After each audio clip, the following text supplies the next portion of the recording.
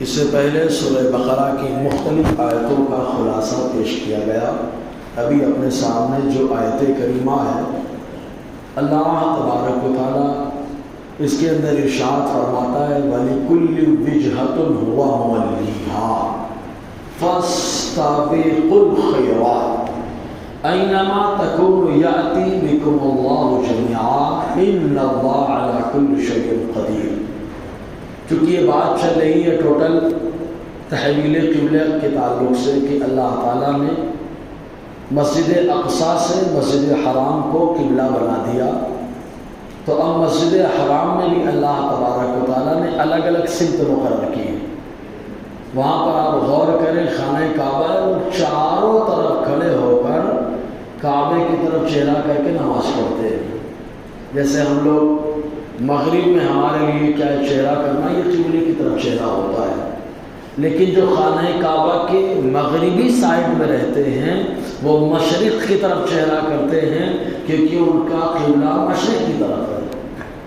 خانہ کعبہ ایسے جو آدمی مشرق میں رہتا ہے تو جب چہرہ کرتا ہے تو اس کا چہرہ مغرب کی طرف ہوتا ہے، اور جو مغرب میں رہتا ہے تو وہ چہرہ کرتا ہے تو اس کا چہرہ مشرق کی طرف ہوتا ہے، اور جو جنوب میں رہتا ہے جب وہ چہرہ کرتا ہے تو اس کا چہرہ شمال کی طرف ہو جاتا ہے، اور جو قبلے کے شمال کی طرف رہتا ہے تو جو چہرہ کرتا ہے تو اس کا چہرہ جنوب کی طرف ہو جاتا ہے۔ تو چاروں طرف اللہ تبارک و تعالیٰ نے خانہ کعبہ کو یہ مقام عطا فرما دیا کہ ہر آدمی کے لیے ایک سمت متعین کر دی، وہ جس طرف رہتا ہے جہاں رہتا ہے اس انداز میں جو ہے، جہاں رہتا ہے اس انداز میں جو ہے اس کی طرف چہرہ کر لیتا ہے۔ تو اللہ تبارک و تعالیٰ نے الگ الگ سمت مقرر فرمائی، اسی کے تعلق سے ارشاد فرماتا ہے وَلِكُلِّ وِجْهَةٌ هُوَ مُوَلِّيهَا، ہر ایک کے لیے، جتنے بھی ایمان والے ہیں ہر ایک کے لیے اللہ تبارک و تعالیٰ نے ایک سمت مقرر کی ہے، سمت مقرر کی، ہوا مُوَلِّيهَا، وہ اسی سمت میں رخ کرنے والا ہے، چہرہ کرنے والا ہے۔ اب دیکھیں چاروں طرف سے آدمی قبلے کی طرف رخ کر رہا ہے، یہ اللہ تبارک و تعالیٰ نے قبلے کو شان عطا فرمائی، اس کے مقام عطا فرمایا کہ چاروں طرف سے خانہ کعبہ کی طرف رخ کر رہا ہے۔ اچھا ایک چیز اور اس میں غور کرنے کی ہے، جو آدمی قبلہ دیکھ رہا ہے تو قبلہ دیکھنے والے کے لیے قبلے کا سامنے ہونا ضروری ہے، جو دیکھ رہا ہے، اور جو آدمی دیکھ نہیں رہا ہے دور ہے تو دور رہنے والے آدمی کے لیے قبلے کی طرف منہ کرنا ضروری ہے۔ فرق سمجھنا، جو آدمی دیکھ رہا ہو تو دیکھنے والے کے لیے قبلہ دیکھنا ضروری ہے، سامنے ہونا چاہیے بالکل، اور جو آدمی دیکھ نہ رہا ہو، مکہ کے باہر رہتا ہے، تو اس آدمی کے لیے قبلے کی طرف رخ کرنا ضروری ہے۔ اب یہاں پہ ایک سوال کا جواب دے دیں، خانہ کعبہ کی طرف نہ چہرہ کر کے پیشاب آدمی کر سکتا ہے، اور نہ خانہ کعبہ کی طرف چہرہ کر کے 2 نمبر کر سکتا ہے، نہ پیٹ کرنا ہے نہ پیٹ کرنا ہے، دونوں حضور نے منع فرما دیا ہے۔ خود حضرت ابو ایوب انصاری رضی اللہ تعالیٰ عنہ بیان فرماتے ہیں جب ہم لوگ ملک شام پہلی بار گئے تو وہاں پر جو رفع حاجت کے لیے بیت الخلا بنے ہوئے تھے ان کا رخ قبلے کی طرف ہو رہا تھا، تو ہم لوگ گھوم گھوم کر کے بیٹھتے تھے، اس لیے کہ اللہ کے نبی صلی اللہ علیہ وسلم نے قبلے کی طرف پیٹھ اور پیٹ کرنے سے منع فرما دیا پیشاب پاخانے کے موقع پر، یہ حضور نے کیا۔ اب ایک حدیث دوسری دیکھیں، عبداللہ ابن عمر رضی اللہ تعالی عنہما سے روایت ہے، اور یہ حدیث ترمذی شریف کے اندر ہے۔ وہ فرماتے ہیں کہ ایک مرتبہ میں اپنی بہن حفصہ کے گھر کی چھت پہ چڑھا، حضرت حفصہ ازواج مطہرات میں سے حضور صلی اللہ علیہ وسلم کی زوجہ محترمہ ہیں، حضرت عمر کی بیٹی ہیں، ان کے بھائی عبداللہ ابن عمر، یہ کہتے ہیں میں چھت پہ چڑھا تو میں نے دیکھا آقا علیہ السلام رفع حاجت فرما رہے ہیں، دونوں اینٹ پہ آپ نے پاؤں رکھ لیا ہے اور قبلے کی طرف آپ کا چہرہ ہے۔ تو اعتراض کرنے والے نے اعتراض کیا کہ پیشاب پاخانہ کے موقع پر تو چہرہ نہیں کر سکتے ہیں قبلے کی طرف، پیٹ نہیں کر سکتے، تو پھر حضور نے کیوں کیا، حضور نے کیوں کر لیا؟ تو اس کا جواب یہ ہے کہ آقا جو آدمی قبلہ دیکھ رہا ہو اس کے لیے قبلہ کا سامنے ہونا ضروری ہوتا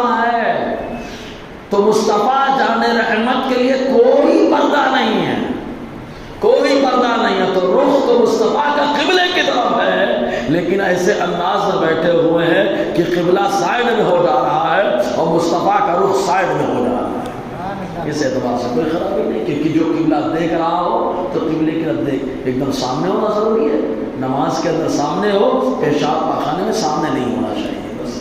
تو آقا علیہ السلام اس لیے کیا۔ دوسرا جواب یہ دیا جاتا ہے، میری بات سمجھ میں آئی ہے نا؟ تھوڑی علمی گفتگو ہو گئی، کبھی کبھی علم کا مسالہ لگنا چاہیے، علم کا مسالہ لگتا ہے تو ایمان میں تازگی آتی ہے۔ دوسرا جواب کیا دیا جاتا ہے؟ حدیث دو طرح سے ہوتی ہے، ایک قول حضور کا فرمان، ایک حضور کا فعل، ایک حضور کا فعل، ایک حضور کا فرمان۔ تو جب فرمان اور کرنا دونوں ٹکرا جائے تو فرمان پہ عمل کیا جاتا ہے، کرنے پر نہیں۔ تو حضور نے کہا رخ مت کرنا پیشاب پاخانے کے موقع تو نہیں کریں گے۔ کہا حضور آپ نے کیوں کیا؟ کہا یہ میرا فعل ہے، اور حضور کا فعل حضور کے ساتھ خاص ہو سکتا ہے۔ جیسے ہم اگر شادی کرنے جائیں تو بس خالی 4 کی اجازت ہے، ایک ساتھ بیک وقت، لیکن مصطفیٰ نے الحمدللہ 10 نکاح ایک موقع پہ فرمائے، ٹوٹل 11 نکاح، لیکن بیک وقت حضور نے 10 بھی کیا رکھے۔ یہ حضور کے ساتھ خاص ہے، یہ حضور کا فعل ہے نا؟ تو اللہ تعالیٰ فرماتا ہے وَلِكُلٍّ وِجْهَةٌ، ہر ایک کے لیے ایک سمت ہے قبلے۔ ایک وضاحت تو یہ ہو گئی کہ خانہ کعبہ، اور اگر اس کو عام رکھ دیا جائے اور عام کیا جائے تو یہود و نصارہ بھی اس میں آ گئے۔ کیسے آ گئے؟ کیونکہ جب مسلمانوں نے قبلہ آقا علیہ السلام کی خواہش کے مطابق مسجد اقصیٰ کو بنایا اور ادھر چہرہ کر کے نماز پڑھنے لگے، 17 یا 16 مہینہ نماز پڑھے، تو وہ قبلہ ان لوگوں کا بھی وہی تھا، یہودیوں کا، نصرانیوں کا، لیکن دونوں میں فرق ہے۔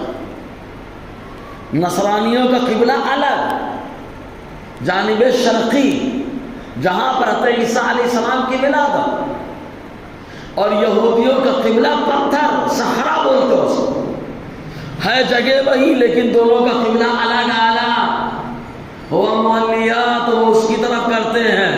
تو ایمان والو تم ان کی طرف دھیان مت دو، تمہارے لیے وہی قابل احترام ہے جو تمہارا نبی کرتا ہے نا؟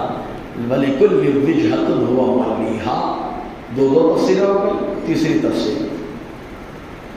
تفسیر اس کی یہ کی جاتی ہے کہ اللہ تعالیٰ نے انسان کے لیے جو قبلہ خانہ کعبہ کو بنا دیا، اور جو زمین پر فرشتے رہتے ہیں ان کا قبلہ بھی خانہ کعبہ ہے، لیکن فرشتوں کا جو آسمان پہ ہیں ان کا قبلہ کون؟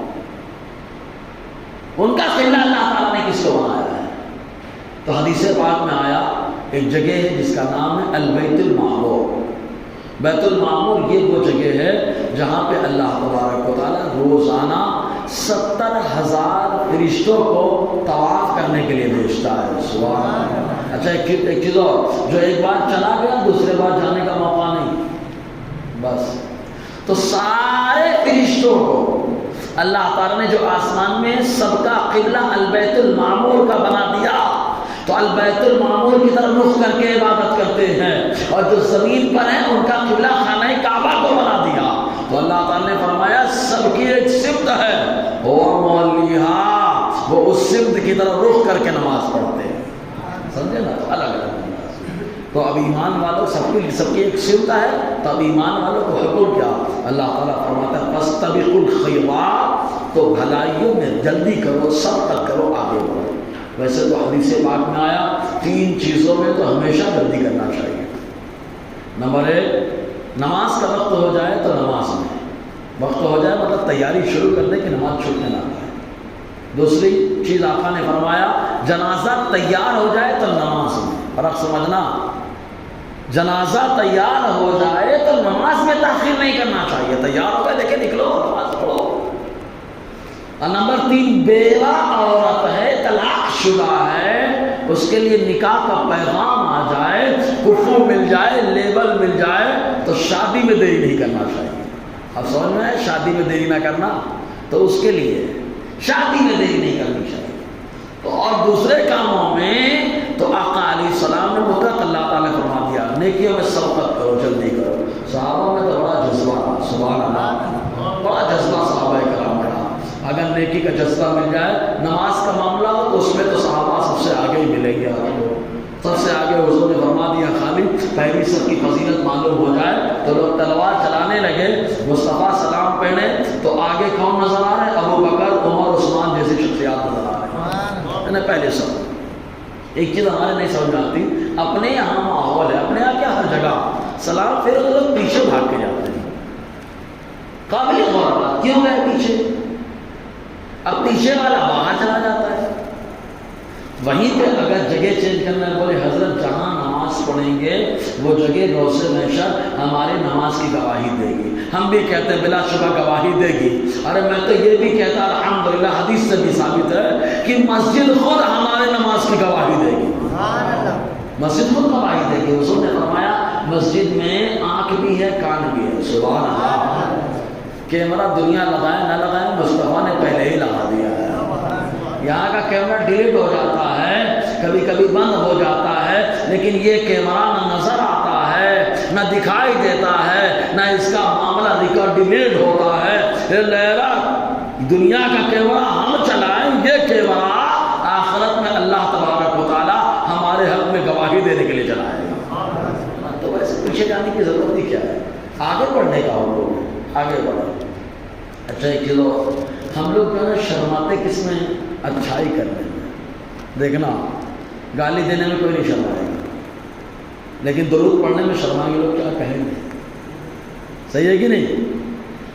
گالیاں دینے میں کوئی نہیں شرماتا. ابا کھڑا ہے کہیں گے، ابا کھڑے ہیں دکھائی لڑائی ہو جائے دھڑا دھڑ دھڑا دھڑ دھڑا دھڑ اتنی گالی کہ AK-47 گالی دھڑا دھڑ. ابا کھڑے ہیں شرما نہیں رہے، اماں کھڑی ہے بہن کھڑی ہے دھڑا دھڑ دھڑا دھڑ. لیکن اگر وہیں پہ بات آ جائے درود پڑھنے کی، بات آ جائے ذکر کرنے کی، بات آ جائے نیک کام کرنے کی، شرم آ رہی ہے.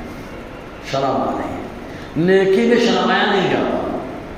نیکی میں جو شرما گیا وہ شیطان کے قبضے میں چلا گیا، اور جو نیکی میں نہیں شرمایا وہ رحمان کے اختیار میں آ گیا، رحمان کی بارگاہ میں آ گیا. اب آدمی سوچے گا تو نیکیوں میں آگے بڑھنے کا حکم. صحابہ میں یہ معاملہ ہی نہیں رہا. ایک حدیث پاک میں آیا حضور صلی اللہ علیہ وسلم کا گزر ہو رہا تھا. ایک بخاری شریف کی حدیث ہے، ایک شخص اپنے بھائی کو سمجھا رہے تھے حیا مت کیا کرو، حیا مت کیا کرو، مطلب کوئی بھی کام اس میں حیا مت کیا کرو. مصطفیٰ نے فرمایا الحیا من الایمان، بولو حیا کیا کرو، اس لیے کہ اللہ نے حیا کو ایمان میں داخل فرما دیا ہے. حیا کا مطلب کیا ہوتا ہے؟ اس کا مطلب بھی تو سمجھے. حیا کا مطلب ہوتا ہے مارے شرم کے گناہ نہ کرنا. مارے شرم کے کیا نہ کرنا؟ گناہ نہ کرنا. یہ حیا کا مطلب ہے. اور جب آدمی دھڑا دھڑ کر رہا ہے گناہ اور پھر بولے حیا، بہت باحیا نہیں مانا جائے. باحیا کون ہوتا ہے؟ جو حیا کے ڈر سے گناہ نہ کرے، حیا کے خوف سے گناہ کو چھوڑ دے، وہ آدمی حیا کرے. اس کے اندر حیا ہے، اور جس کے اندر حیا ہوتی ہے اللہ تعالیٰ اس کے ایمان میں تازگی پیدا فرماتا ہے نا. اسی لیے دیکھو شاید بتا چکا ہوں، ایک بار اور ریپیٹ کر دیتا ہوں. حضرت آدم علیہ السلام جب آدمی کی حیا جاتی ہے تو سب سے پہلے بدن سے لباس اترتا ہے. غیروں کے یہاں دیکھو چاہے کوئی بھی ہو، یورپین ہو انڈین ہو جو بھی ہے، غیروں کو دیکھو ان کا لباس اتر گیا ہے، ان کی حیا جاتی رہی ہے. اور یہ حیا کیسے جاتی ہے معلوم؟ یہ حیا حرام لقمے کے اندر جانے کی وجہ سے جاتی ہے. اللہ تبارک و تعالیٰ نے فرمایا آدم درخت سے مت کھانا. حضرت آدم نے کھا لیا تو اللہ تبارک و تعالیٰ جو ناخون کا لباس تھا، نوری لباس پورے بدن پر اتر گیا. کیوں؟ اللہ نے منع فرمایا تو مت کھانا، تو کھانے کی وجہ سے لباس اترا. تو معلوم یہ ہوا جس کو اللہ نے کھانے سے منع فرمایا ہے، جب آدمی وہ کھاتا ہے تو لباس اتر جاتا ہے، حیا چلی جاتی ہے. آج غیروں کے ہاں نہ سود کا معاملہ ہے، نہ شراب کا معاملہ، سب چل رہا ہے. سود بھی آنے دو، شراب بھی آنے دو، یہ بھی آنے دو، وہ بھی آنے دو، لباس اتر گیا. اور الحمدللہ آج بھی جو حلال کھاتا ہے اللہ تعالیٰ اس کو حیا کی عظیم دولت عطا فرماتا ہے. تو حلال جو ہے نا حیا کے لیے بہت اہم چیز. دیکھنا جلدی گالی بھی نہیں دیتا ایسا. کیوں نہیں گالی دیتا؟ کیونکہ حیا اس کے پاس حلال لقمہ ہے. زبان خود بولتی ہے یہ راستہ اس کا نہیں ہے، یہ راستہ اس کا نہیں ہے. میرے اوپر گالی کو مت چلانا، مت مسلط کرنا. سمجھ آ رہا ہے نا؟ کیونکہ جو راستہ جس کا ہوتا ہے، مثال دے رہا ہوں، مثال گٹر جو ہے اس میں اگر کوئی آدمی شربت بہائے تو آپ کیا بولیں گے؟ بولے بڑا بےہودہ آدمی ہے، شربت کو بہا رہا ہے. اچھا وہیں پر سماوار ہو، سماوار میں پیشاب کو بھرے تب تو بھی بولیں گے وہاں بےہودہ آدمی ہے یار۔ تو اللہ تبارک و تعالیٰ نے مومن کی زبان کو صاف ستھرا بنا دیا، اور جتنی حیا اس کے اندر ہوگی اللہ تعالیٰ اتنی شاندار انداز سے برائیوں سے بچا لیتا ہے۔ تو آدمی کے اوپر ڈیپینڈ کرتا ہے۔ تو اللہ تعالیٰ فرماتا ہے ہر ایک کے لیے ایک سمت ہے، وہ اس کی طرف چہرہ کرتا ہے۔ فاستبقوا الخیرات، تو یہ ایمان والو تو بھلائیوں میں جلدی کرو۔ ابھی بھلائی کرو سے یہ نہیں بتایا گیا، خیر میں جلدی کرو، جو خیر ہے۔ کھانا کھانا بھی خیر ہے، حلال لقمہ کھانا یہ ثواب ہے، ہر لقمے پہ اللہ تعالیٰ نیکیاں عطا فرماتا ہے۔ پانی پیو، ایک گھونٹ پیا، اللہ اس سے بھی ثواب عطا فرماتا ہے۔ اگر ثواب نہیں ہوتا تو پلانا بھی ثواب نہیں ہوتا، اور جس کے پلانے پہ ثواب ہے، کھلانے پہ ثواب ہے، اس کے کھانے اور پینے پہ بھی ثواب ہوتا ہے۔ جیسے قرآن پڑھانے پہ ثواب ہے، تو کہا قرآن پڑھایا تو ثواب، کہا پڑھا تو گناہ، کیا کہا نہیں۔ تو ویسے ہی جس کے کھلانے پہ ثواب، جس کے پلانے پہ ثواب، اگر بندہ وہ سنت طریقے سے کھا پی رہا ہے تو اللہ تعالیٰ اس پر بھی ثواب عطا فرماتا ہے۔ یہ بھی بھلائی کی طرف جلدی کرنا ہے، سبقت کرنا ہے۔ جی اب اس پہ کیا بتائیں، صحابہ کرام میں کیا جذبہ رہا۔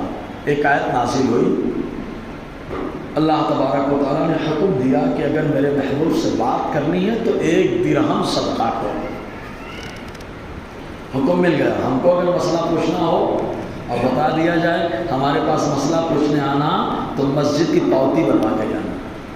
بہت سارے مولانا لوگ ہیں، حالانکہ اپنے لیے مسجد کے لیے بولے 10 روپے کی پاوتی بنوا کر کے جانا، 10 روپے ٹکٹ، آسان نظر لگا۔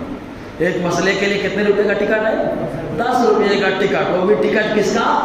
مسجد کا، مدرسے کا، دین کے کام۔ لوگ نہیں آئیں گے، لیکن واہ وہ علی جن کی عظمت کے ہم قائل، سبحان اللہ۔ حضرت علی کے پاس 10 درہم، 10 درہم کو خرچ کیا اور آقا علیہ السلام سے 10 مسئلے جا کر کے پوچھ لیے۔ یہ ہے بھلائی میں جلدی کرنا، کہ اللہ کا حکم آیا ایک مسئلہ پوچھنا ہے تو 1 درہم خرچ کرو، تو اب میں 10 خرچ کر کے 10 مسئلے پوچھوں گا۔ سبحان اللہ۔ اور جیسے حضرت علی نے پوچھا اس کا حکم منسوخ ہو گیا، خالی حضرت علی نے اکیلے عمل کیا، تلاوت باقی، حکم منسوخ۔ اب کیا بتانا، آپ لوگ تو جانتے ہی ہیں غزوہ تبوک کے موقع پر خالی آقا نے اعلان کر دیا تو خرچ کی بات ہے، خالی اعلان کر دیا، عثمان غنی نے دے ڈالا، اور جب عثمان غنی اونٹ دیتے رہے آقا نے آخر میں کیا فرمایا، عثمان اللہ تعالیٰ نے تمہارے لیے جنت کو واجب فرما دیا ہے نا، بیر روما کا جنت کو واجب کر دیا۔ ابو بکر لے کے آ گئے پورا مال، عمر بھی لے کے آ گیا، اور عمر کیا کرے، آج بھلائی میں ابو بکر سے آگے جاؤ، یہی ہے نا، بھلائی میں آگے جاؤ، لیکن ابو بکر کو تو اللہ تعالیٰ نے آگے بڑھا دیا ہے۔ حضرت عمر نے خود کہا، تو پتہ نہیں کہ اللہ تعالیٰ نے بھلائی کا حکم، بھلائی میں آگے بڑھنے کا حکم دیا، بھلائی میں، لیکن اپنے یہاں لڑائی میں آگے ہیں۔ لڑائی ہو جائے پوری قوم کھڑی ہو کے تماشا دیکھے گی، لیکن وہیں پہ اگر نیک کام شروع ہو جائے، کیا ہو رہا جلسہ ہے، کیا ہو رہا ناقیت۔ شادیوں میں اندازہ لگا لو، ہلدی کا کھانا جب ہوتا ہے، اگر ہلدی کے کھانے میں عورتیں ناچنے لگے سارے نوجوان بیٹھ جائیں گے، کیونکہ شیطان بھی خوش ہوتا ہے نا، چل رہے بھیا چل مزہ ہے نا۔ اگر وہی پہ ہلدی کے کھانے میں قرآن کی تلاوت ہو جائے، قرآن کھانے کا اعلان ہو جائے، بھائی صاحب بولیں گے پاک نہیں ہے، بھائی صاحب بولیں گے وضو نہیں ہے، سمجھنے والی بات ہے۔ تو اللہ تبارک و تعالیٰ کیا فرما رہا ہے، جو بھلائی میں سبقت کرے، ایک اکیلا، اگرچہ اکیلا ہے، اگر بھلائی میں بیٹھا ہے تو وہ اس آیت پر عمل کرنے والا ہے۔ فرماتا ہے فاستبقوا الخیرات، بھلائی میں آگے بڑھ جا، تو الحمدللہ وہ اکیلا بیٹھ کر دین کا کام کر رہا ہے، وہ بھلائی میں آگے بڑھ رہا ہے۔ سبحان اللہ، بھلائی میں کیا کر رہا ہے، وہ آگے بڑھ رہا ہے۔ جی اچھا، اس میں کوئی لمٹ نہیں ہے بھلائی کرنے کی، بھلائی کی کوئی لمٹ نہیں ہے، کھانے کی ایک حد ہے، اگر اپنے کو معلوم ہو جائے اب اگر کھائیں گے تکلیف ہو جائے گی تو مکروہ ہے، معلوم ہے اب کھائیں گے تو یقین کے ساتھ معلوم ہے کہ تکلیف ہو جائے گی تو حرام ہو جائے گا، ایسے پینے کا معاملہ ہے۔ لیکن نماز معلوم ہے تھک جائیں گے تب بھی کہتا ہے قرآن میں پڑھ لو، نماز سے مدد لے لو، کیونکہ نماز تمہاری تھکن کو دور کرنے والی چیز ہے نا۔ اس میں کیا لمٹ نہیں ہے نیکیوں میں. جی اینما تکونوا یأتی بکم اللہ جمیعا. بھلائی میں سبقت کرو ورنہ جہاں کہیں تم ہوگے اللہ تعالیٰ کا حکم تمہیں آ جائے گا. اللہ تمہیں بلا لے گا تم جہاں کہیں ہو. آدمی سوچے موت سے بچنے کے لیے یہاں دوا خانے میں چلا جاؤں تھوڑا ڈاکٹر سے کر لوں یہ کر لوں وہ کر لوں. نہیں, اللہ تعالیٰ فرماتا تم جہاں کہیں ہو پاتال میں بھی پہنچ جاؤ اللہ تعالیٰ وہاں سے بھی روح قبض کروا لے گا. وہاں سے بھی روح قبض کروا لے گا. جو روح قبض کروا رہا ہے وہ پہلے ہی بتا رہا ہے بھلائی میں آگے بڑھتے رہنا اور دنیا کی طرف مت جھکنا, قبلے کی طرف جھکتے رہنا. دیکھو کیا ذہن دیا اللہ تعالیٰ, قبلے کی طرف جھکتے رہنا. اور محبوب نے قبلے کی طرف چہرہ کر لیا ہے, اب ان کے طریقے پہ عمل کرنا, بھلائی میں آگے بڑھنا. اور اگر پس و پیش کیے تو یاد رکھنا اللہ تعالیٰ قبض سے روک کے لیے فرشتہ بھیج دے گا جہاں کہیں بھی ہو. معلوم ہے جہاں آدمی کو انتقال کرنا ہے وہاں پہ پہنچ ہی جاتا ہے. ایک روایت میں آیا حضرت سلیمان علیہ السلام کا دربار لگا ہوا ہے. حضرت سلیمان علیہ السلام کی وہ پیغمبر ہیں جنہوں نے سب سے پہلے ہوائی جہاز بنایا ہے. آپ کہیں کہ یہ ہوائی جہاز کا میں نہیں, وہ کھٹولا تھا اس پہ آپ بیٹھتے ہوا کو حکم دیتے ہوا لے کر دوڑ جاتی. سبحان, اور سلو بولتے یار, ہوا لے کر دوڑ جاتی. ایجاد تو سب پیغمبروں نے کیا. پانی والا جہاز بنانے کی بات ہے تو نوح علیہ السلام آ گئے, اور اگر ہوا جہاز کی بات آئے تو سلیمان علیہ السلام, اور کہا سواری اڑانے کی بات آ جائے تو مصطفیٰ جان رحمہ. کہا کس پر, کہا براق پر, براق پر سوار. جی کیوں؟ تو حضرت سلیمان علیہ السلام کا دربار لگا ہوا ہے. حضرت ملک الموت علیہ السلام آئے, آنے کے بعد دیکھا ایک شخص وہاں پر موجود ہے. جیسے اس کو دیکھا غور سے دیکھا وہ آدمی ڈرنے لگا, اور جب ڈرا تو حضرت سلیمان علیہ السلام سے کہتا ہے مجھے ہند کی سرزمین میں بھیج دو. ہوا کو حکم دیا, ہوا نے پکڑا اٹھا کے پہنچا دیا. جیسے ہی وہ یہاں پہنچا ملک الموت علیہ السلام وہاں سے نکلے آئے ہندوستان, اس کی روح کو قبض کر لیا. تو جہاں اللہ تبارک و تعالیٰ نے قبض روح کا معاملہ رکھا کہیں پہ معاملہ ہوگا. اچھا ایک چیز اور تدفین کے بارے میں سمجھا دیں. بولے یہاں نہیں وہاں دفن کرنا چاہیے تھا, وہاں نہیں وہاں پہنچانا چاہیے تھا. تو اللہ تعالیٰ فرماتا ہے منہا خلقناکم وفیہا نعیدکم ومنہا نخرجکم تارۃ اخری. اے انسان اسی مٹی سے ہم نے تمہیں بنایا ہے, اسی میں لوٹائیں گے پھر اسی سے نکالیں گے. تو جو آدمی جہاں کی مٹی سے بنا ہوتا ہے اللہ تبارک و تعالیٰ اس کی خمیر کی مٹی میں اسے ملا دیتا ہے, پہنچا دیتا ہے. سمجھے کہ نہیں, وہی پہنچا دیتا ہے. اس لیے یہ بولنا یہ وہ یہ سب کہنے والی بات ہے. اللہ تعالیٰ نے مٹی میں پہنچا دیا. جی لیکن ملنا ضروری نہیں ہے, ٹچ ہونا کافی ہے. سمجھ رہے نا, آپس میں خلط ملط ہونا ضروری ہے, ٹچ ہونا بھی کافی ہے. اب یہاں پہ ایک بات اور بتا دیں, آج کے دور میں چونکہ غیروں کی طرف سے اسلام پہ بہت سارے سوالات ہوتے ہیں. ان سوالوں میں ایک سوال یہ بھی ہوتا ہے کہ گندگی پھیلانے کی کیا ضرورت ہے. اندر نہیں آدمی کو دفن کرو, بلا وجہ بدن سڑ جاتا ہے, گل جاتا ہے, اتنی مشقت کرنی پڑتی ہے, جلا کے چھٹی لے لو. تو ایک بات آپ سمجھ لیں, آدمی جس سے بنا ہے اسی میں وہ چیز ملائی جاتی ہے. لوہے کا کوئی سامان بن گیا اور وہ ریٹائر ہو گیا سامان, تو اس کو کیا ہے گلا کر کے پھر لوہا ریسائیکل دوبارہ تیار کرنا اس کو, اور دوبارہ تیار کر کے پھر اسی لوہے میں ملا دیا اس کو. صحیح ہے, پھر بنا دیے. پلاسٹک کو پلاسٹک میں ملا دیے. تو کہا یہ انسان جب ایکسپائر ہو گیا اب استعمال کے لائق نہیں رہا, کہاں لے کر کے جانا. کہا ادھر ادھر میں نہیں لے کے جانا, جہاں سے بنا تو وہیں پہنچا دو. کہا کس سے بنا ہے, کہا مٹی سے بنا تھا مٹی میں پہنچا دو. بول رہا ہے مٹی سے بنا تھا مٹی میں پہنچا دو. ہاں جو آگ سے بنا ہے وہ آگ میں جائے, جو آگ سے بنا ہے وہ آگ میں جائے. اللہ نے انسان کو مٹی سے بنایا تو انسان مٹی میں جاتا ہے. ٹھیک ہے. دوسری بات آپ غور کریں, سویرے آتے ہیں جھاڑو کش, جھاڑو لگانے والے, جھاڑو لگانے بہت ساری مٹی مل گئی, سب کو جمع کیا کچرا, اور ایک 10 کا نوٹ ملا اٹھا کر کے چھپا لیا, جیب میں رکھ لیا. کچرے میں ڈائریکٹ آگ لگا کے جلا دیا اور 10 کے نوٹ کو جیب میں رکھ لیا. معلوم کیا ہوا, جو قیمتی ہوتا ہے, جو کچرا ہوتا ہے اس کو جلا دیا جاتا ہے, اور جو قیمتی اور باوقار اور عزت دار ہوتا ہے اس کو اٹھا کے چھپا دیا جاتا ہے. تو اللہ نے ایمان دے کر کے باوقار بنا دیا ہے, سمجھے نا, باوقار بنا دیا. اس لیے آپ سے سوال ہو سکتا ہے, یہ معاملہ آ سکتے ہیں, ہے نا. ایسا ہی ان کی طرف سے ایک اور معاملہ آتا ہے, ختنے کو لے کر کے بہت چلتا ہے, کیونکہ یہ حالات چل رہے ہیں. ختنے لے کو لے کر کے آتا ہے. بولے اگر تم بولتے ہو ختنہ کرنا، ارے بولے اللہ تعالیٰ اگر چاہتا تو ختنہ کیا ہوا پیدا ہوتا ہے انسان. تو بولے بعد میں کیوں کرا ہے، بعد میں کیوں کرا ہے؟ سمجھ میں آیا؟ ایک الزامی ایک تحقیقی. ٹھیک ہے بھائی آپ وہی چاہ رہے ہو نا، تو پھر کہتے ہو اللہ نے جیسا چاہا، ایشور نے جیسا چاہا ویسے ہی ہوا. تو ٹھیک ہے کہ جب داڑھی آئی تو داڑھی کیوں کٹا لی، ناخن بڑے ہوئے تو ناخن کو کیوں کٹا لیے، موچ بڑے ہوئے تو موچ کو کیوں کٹا لیے؟ کوئی سمجھ رہے ہیں؟ اب پیدا ہوئے تو اماں کے نعرہ سے لگے تھے، یہاں نعرہ لگا اس کو کیوں کٹا لیے؟ اگر اب نعرہ کٹوانا ہی مقصد ہوتا تو ایشور بغیر نعرے کے پیدا کرتا. لیکن ہم مسلمانوں کو ذہن کیا دیا گیا، ہم نے تم کو پیدا کیا، بتا دیا کہ کچھ چیزوں کو کاٹنا کچھ چیزوں کو بچانا. تو اللہ تعالیٰ نے جن کو کاٹنے کا حکم دیا، جیسے مونچھ کے بعد ہم کاٹتے ہیں، ناڑے کے بعد بچاتے ہیں، تو ویسے ہی ناڑے کو کاٹنے کا حکم دیا اور ساتھ ہی ساتھ ختنہ کرنے کا حکم دیا. دیکھا جائے بندہ میرے حکم پر عمل کرتا ہے کہ نہیں کرتا ہے. سبحان اللہ، سبحان خالی حکمت ہے اس کے. ٹھیک ہے، بہت ساری چیزیں تو اس میں سائنسی اعتبار سے فائدے بہت ہیں. ڈاکٹر سے پوچھے، ڈاکٹر خود بتائیں گے کہ اس میں کینسر ہونے کے خدشے زیادہ ہوتے ہیں جو نہیں ختنہ کراتے ہیں. تو اللہ تعالیٰ فرماتا ہے جہاں کہیں ہو اللہ تمہیں جمع کر لے گا. ان اللہ علی کل شیء قدیر، بے شک اللہ تعالیٰ ہر ممکن پر قادر ہے. اس کی مثال اکثر یوں میں دیتا ہوں کہ اللہ ایسی قدرت والا ہے، ایسی قدرت والا ہے. مٹی کو اللہ نے جان دے دی، اسی مٹی کو انسان بنا دیا.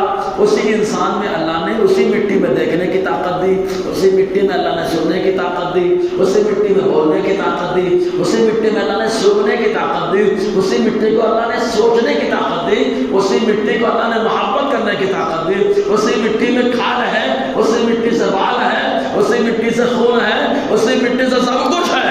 تو اللہ تعالیٰ نے بتا دیا میری قدرت کو دیکھنا ہے تو اپنے وجود کو دیکھو. اچھا دیکھنا یہیں پر اولیاء کا اختیار بھی ثابت ہو جائے. کسی کی نظر تیز ہوتی ہے، کسی کی کم ہوتی ہے. کسی کی سماعت تیز ہوتی ہے، کسی کی کم ہوتی ہے. صحیح ہے، مشین لگانا پڑتا، چشمے لگانے پڑتے. کہا یہ اللہ کی قدرت ہے، کسی کو زیادہ کسی کو کم رکھا. تو کہا ویسے ہی اللہ تعالیٰ جب اتنا پاورفل ہے تو اس نے اولیاء اپنے دوستوں کی سماعت ایسی رکھ دی جہاں سے کوئی پکارے تو بغداد والا جواب دے دیتا، وہاں سے بغداد والا دیکھ لیتا. کہ اللہ کی قدرت ہے، وہ جسے چاہے جتنا چاہے سننے کی طاقت دے دے، جسے چاہے اسے اللہ تعالیٰ دیکھنے کی طاقت دے دے.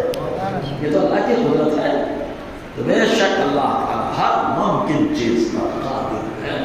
انشاءاللہ اور آگے گفتگو رہے گی. اللہ تعالیٰ ہم سب کو فیضان قرآن برکات قرآن سے مالا مال فرمائے. اس سے پہلے سورہ